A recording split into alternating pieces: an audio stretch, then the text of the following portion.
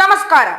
കേരളത്തിലെ മത തീവ്രവാദികൾക്ക് ആഘോഷമാക്കാൻ പറ്റുന്ന ഒരു വാർത്തയാണ് ഇപ്പോൾ പുറത്തു വന്നുകൊണ്ടിരിക്കുന്നത്. ഹമാസ് ഇന്ത്യ ഘടകം ഉടനെ തുടങ്ങുമെന്നതാണ് ആ വാർത്ത. വെറും തള്ളാണ് ഇത് എന്നൊക്കെ പറയാൻ വരട്ടെ, അന്താരാഷ്ട്ര മാധ്യമങ്ങളടക്കം ഈ വാർത്ത റിപ്പോർട്ട് ചെയ്തിട്ടുണ്ട്.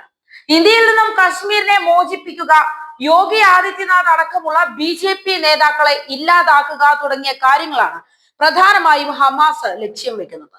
അതിനു മുന്നോടിയായിട്ടാണ് പാക് അധീന കശ്മീരിൽ ഇന്ത്യ വിരുദ്ധ ഭീകര സംഘടനകളുടെ സമ്മേളനത്തിൽ ഹമാസ് തീവ്രവാദികളും പങ്കെടുത്തത്. ഹമാസ് പ്രതിനിധികൾക്ക് ജെയ്ഷെ ഇ മുഹമ്മദ്, ലഷ്കർ ഇ തൊയ്ബ ഭീകരർ VIP പരിഗണനയാണ് നൽകിയത്. റാവൽകോട്ടിലെ ഷഹീദ് സാബിർ സ്റ്റേഡിയത്തിലേക്ക് ഹമാസ് നേതാക്കൾ ആഡംബര SUV-കളിലാണ് എത്തിയത്. ജെയ്ഷെ, ലഷ്കർ ഭീകരർ ബൈക്കുകളിലും കുതിരകളിലും റാലി നടത്തി. Kashmir solidarity and Hamas operation Al Aqsa Flood കോൺഫറൻസിനായി എത്തിയ ഹമാസ് നേതാക്കളെ പുഷ്പവൃഷ്ടി നടത്തിയാണ് സ്വീകരിച്ചത്. പാകിസ്ഥാൻ ഫെബ്രുവരി 5-ന് കശ്മീർ ഐക്യദാർഢ്യ ദിനമായി ആചരിക്കുന്ന സമ്മേളനത്തിലാണ് ഹമാസ് നേതാക്കളും ജെയ്ഷെ ഇ മുഹമ്മദ്, ലഷ്കർ ഇ തൊയ്ബ ഭീകരരും പങ്കെടുത്തത്.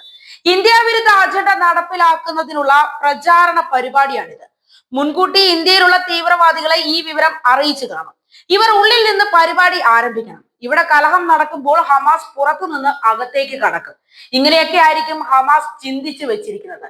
ഈ പരിപാടിക്ക് സപ്പോർട്ട് നൽകുന്ന ഇന്ത്യൻ തീവ്രവാദികളെ ഉന്മൂലനം ചെയ്യാൻ ഇതിനിടയിൽ മോദി തീരുമാനിച്ചു കാണുമെന്നും കരുതാം.